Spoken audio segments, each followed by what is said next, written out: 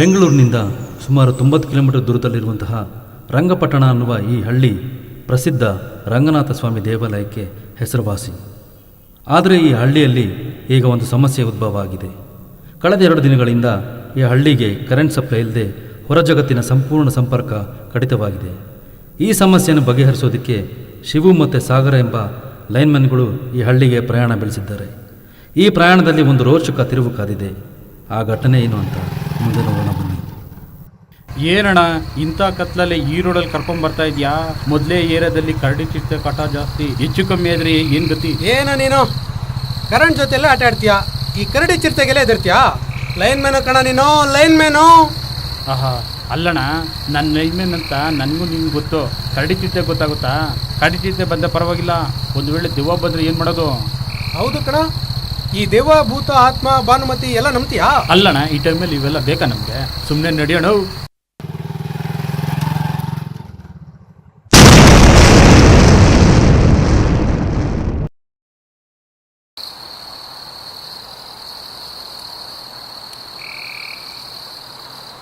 ಏನ್ ಗೌಡ್ರೆ, ಕರೆಂಟ್ ಹೋಗಿ ನಮ್ಮೂರಲ್ಲಿ 2 ದಿನ ಆಯ್ತು. ಒಬ್ಬನು ಈ ಕಡೆ ತಲೆ ಹಾಕಿಲ್ಲ ಅಂತಾನೆ. ಅಲ್ಲ, ಮನೇಲಿ ಲೈಟ್ ಇಲ್ಲ, ಫೋನಲ್ಲಿ ಚಾರ್ಜಿಂಗ್ ಇಲ್ಲ, 2 ದಿನದಿಂದ ಗದ್ದೆಗೆ ನೀರು ಬಿಟ್ಟಿಲ್ಲ. ಹಿಂಗಾದ್ರೆ ಹೆಂಗ್ ಗೌಡ್ರೆ? ಅಲ್ಲ ಗೌಡ್ರೆ, ಎಲ್ಲರೂ ನೀರು ಉಳಿಸಿ ಮರ ಉಳಿಸಿ ಅಂತಾರೆ. ಅದೇ ಥರ ಕರೆಂಟ್ ಉಳಿಸಿದ್ರೆ ನಮ್ಮಂಥ ಎಷ್ಟೋ ಹಳ್ಳಿಗೆ 24 ಗಂಟೆನೂ ಕರೆಂಟ್ ಕೊಡ್ಬೋದಲ್ವಾ? ಒಂದು ಮನೆಯಲ್ಲಿ 10 ಲೈಟ್ ಉರಿಸೋ ಆ ಸಿಟಿ ಜನಕ್ಕೆ ನಮ್ಮ ಹಳ್ಳಿ ಕಷ್ಟ ಹೆಂಗ್ ಅರ್ಥ ಆಗುತ್ತೆ? ಹಳ್ಳಿಗಳಲ್ಲಿ ಬೆಳೆಯೋ ಸೊಪ್ಪು ತರಕಾರಿಗಳು ಬೇಕು, ಇಲ್ಲಿರೋ ಸಮಸ್ಯೆ ತಕರಾರುಗಳು ಯಾರಿಗೂ ಬೇಡವಾ? ಹಳ್ಳಿ ಜನ ಅಂದರೆ ಕೇವಲ ಅಂತ ತಿಳ್ಕೊಂಡಿದ್ದೀರಾ? ಇವತ್ತು ಯಾವನಾದ್ರೂ ಹಳ್ಳಿ ಕಾಲಿಡ್ಲಿ ಹುಟ್ಟಿಲ್ಲ ಅನ್ಸ್ಬಿಡ್ತೀನಿ.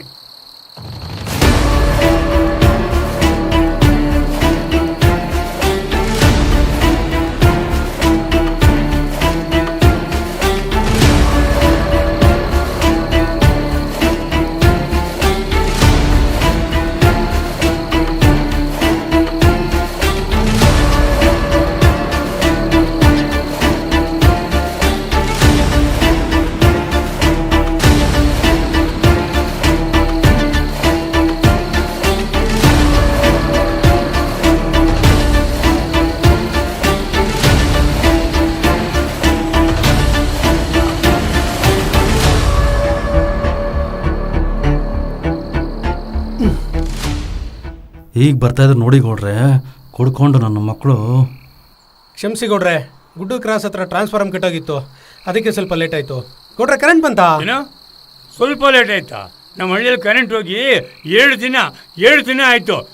ನಿಮಗೆ ಹೇಳೋನ್ ಕೇಳೋಣ ಯಾವ ನಿಲ್ವೇನ್ರಿ? 2 ದಿನ ಲೈಟ್ ಬಿಲ್ ಕಟ್ಟೋದು ಲೇಟ್ ಆಯ್ತು ಅಂತಂದ್ರೆ ಫೀಸ್ ಕಿತ್ಕೊಂಡು ಹೋಗ್ತೀರಾ?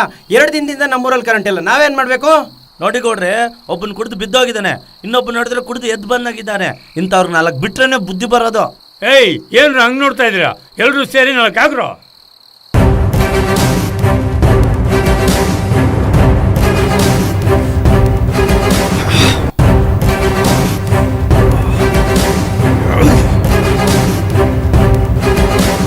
ಇಟ್ಕೊಂಡ್ರ ಅವನ್ನ.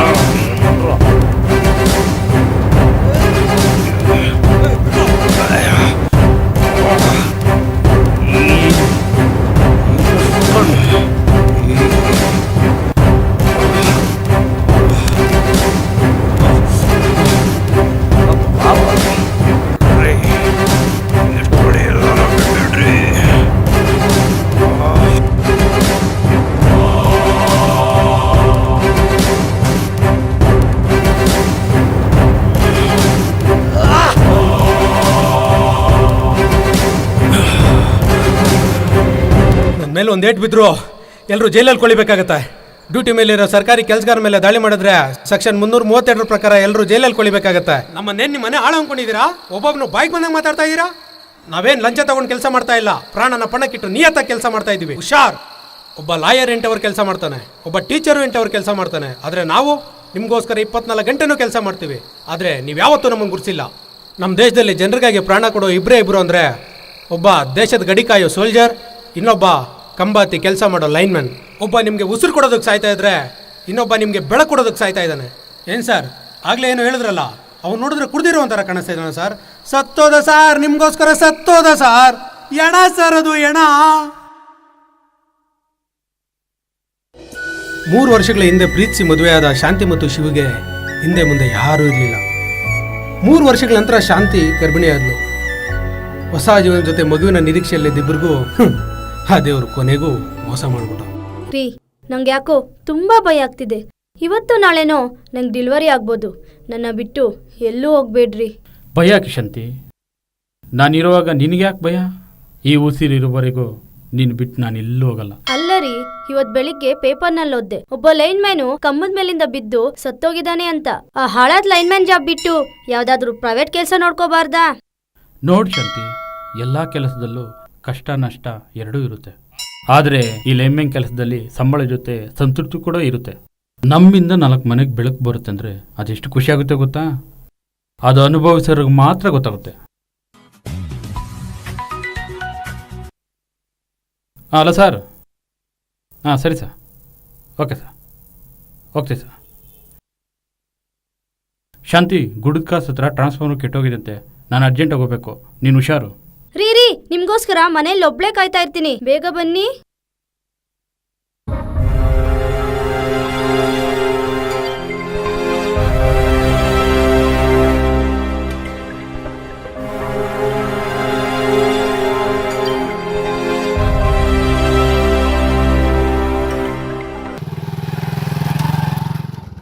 ಏನೋ ಶಿವು, ಹೇಗಿದ್ದಾಳೆ ಶಾಂತಿ?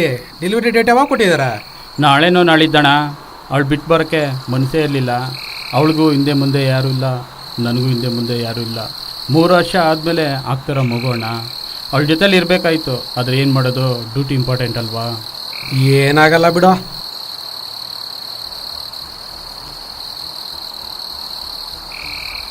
ನೋಡೋ ಶಿವು, ಇದೇ ಟ್ರಾನ್ಸ್ಫಾರ್ಮ್ ಅನ್ಸುತ್ತೆ.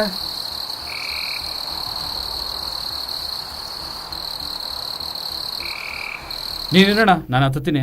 ನಾನು ಆಲ್ರೆಡಿ ಎಲ್ಸಿ ತೊಗೊಂಡಿದ್ದೀನಿ.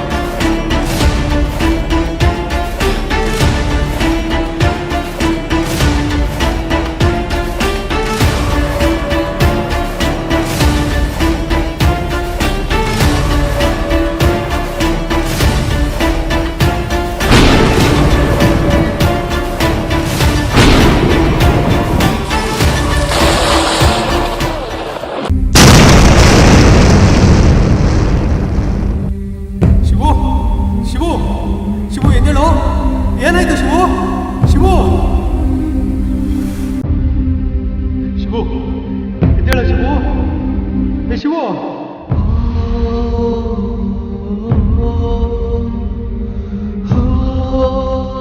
ಶಿವು, ಶಿವು ಎದ್ದೇಳು. ಶಿವು ಎದ್ದೇಳು. ಶಿವಲೇ, ಶಿವು ಎದ್ದೇಳು. ಶಿವು, ಶಿವು ಎದ್ದೇಳು.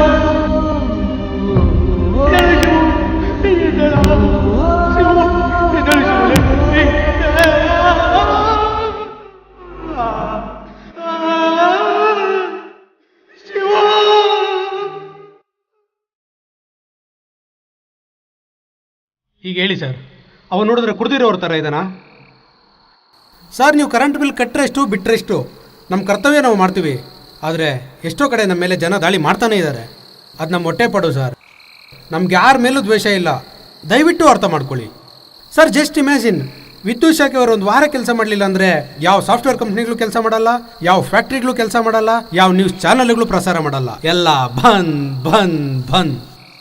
ಆದರೆ ನಮ್ಮ ಉದ್ದೇಶ ಜನರಿಗೆ ಬೆಳಕು ಕೊಡೋದೇ ಹೊರತು ಜನರ ಕತ್ಲಕ್ಕೆ ತಳ್ಳೋದಲ್ಲ ಸರ್. ಹೌದು ಸರ್, ನೀವು ಹೇಳಿದ್ದು ನಿಜ ಸರ್. ವಿದ್ಯುತ್ ಶಾಖೆ ಇಲ್ಲದೆ ಇದ್ದರೆ ಯಾವ ಕಂಪನಿಗಳು ಕೆಲಸ ಮಾಡೋಕ್ಕಾಗಲ್ಲ, ಸರ್ಕಾರಕ್ಕೆ ತೆರಿಗೆ ಸಂಗ್ರಹ ಆಗಲ್ಲ, ಜನ ಬದುಕೋದಕ್ಕೆ ಆಗೋದಿಲ್ಲ. ನಿಮ್ಮಂಥ ಲೈನ್ಮ್ಯಾನ್ಗಳು ಪ್ರಾಣ ಪಣಕ್ಕಿಟ್ಟು ಕೆಲಸ ಮಾಡ್ತಿದ್ದೀರಾ. ಆದರೆ ನಮ್ಮ ಜನಗಳು ನಿಮ್ಮನ್ನು ಸರಿಯಾಗಿ ಗುರುತಿಸ್ತಾ ಇಲ್ಲ ಸರ್. ಕ್ಷಮಿಸಿ ಸರ್. ಕ್ಷಮಿಸಿ, ನಾವೆಲ್ಲ ದುಡುಕ್ಬಿಟ್ವಿ. ಇವತ್ತು ನಾನು ನಿರ್ಧಾರಕ್ಕೆ ಬಂದಿದ್ದೀನಿ, ಯಾವುದೇ ಕಾರಣಕ್ಕೂ ಲೈನ್ಮೆನ್ಗಳನ್ನ ಮರ್ಯಾದೆ ಇಲ್ಲದೆ ಮಾತಾಡೋದಾಗ್ಲಿ ಅವ್ರ ಮೇಲೆ ದಾಳಿ ಮಾಡೋದಾಗ್ಲಿ ನಮ್ಮ ಹಳ್ಳಿ ಜನ ಮಾಡೋದಿಲ್ಲ ಸರ್, ಮಾಡೋದಿಲ್ಲ ಸರ್. ಇನ್ನು ಮುಂದೆ ನಮ್ಮ ಹಳ್ಳಿ ಜನ ಟೈಮ್ ಸರಿಯಾಗೆಲ್ಲ ಕರೆಂಟ್ ಬಿಲ್ ಕಟ್ತೀವಿ. ಅದೇ ಸರ್ ನಾವು ನಿಮಗೆ ಕೊಡ್ತಾ ಇರೋ ಗೌರವ. ಸೆಕ್ಷನ್ 332 ಅನುಸಾರ ಕರ್ತವ್ಯನಿರತ ಸರ್ಕಾರಿ ನೌಕರರ ಮೇಲಿನ ದಾಳಿ ಅಕ್ಷಮ್ಯ ಅಪರಾಧ ಮತ್ತು ಜಾಮೀನು ರಹಿತ ಜೈಲು ಶಿಕ್ಷೆಗೆ ಅರ್ಹ. ಉತ್ತಮ ಸಮಾಜಕ್ಕಾಗಿ ಸರ್ಕಾರಿ ನೌಕರರ ಮತ್ತು ಸಾರ್ವಜನಿಕರ ನಡುವಿನ ಶಾಂತಿಯುತ ಮತ್ತು ಗೌರವಾನ್ವಿತ ಸಂಬಂಧ ಅತ್ಯಗತ್ಯ. ಚಿಗುರೊಡೆಯಲು ಸೂರ್ಯನ ಬೆಳಕು ಬೇಕು, ಜಗಸಾಗಲು ವಿದ್ಯುತ್ ಶಾಖೆ ಬೇಕು.